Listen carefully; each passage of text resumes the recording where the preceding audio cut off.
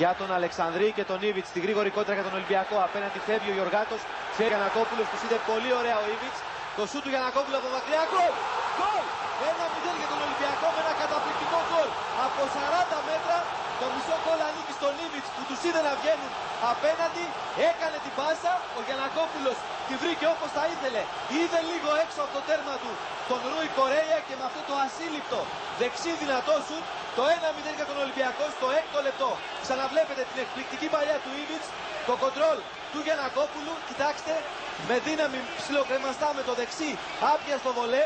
Έξω από το τέρμα του ο Ρούι Κορέια και ξανά. Κοιτάξτε τον Ήβιτς, σηκώνει το κεφάλι. Βλέπει, ανοίγει στο Γιαννακόπουλο. Αυτός, κοιτάξτε εδώ το κοντρόλ με τη μία. Έχει δει το τερματοφύλακα, κάνει το δεξί ψιλοκρεμαστό. Δεν μπορεί να κάνει τίποτα ο Ρούι Κορέια. 1-0 για τον Ολυμπιακό.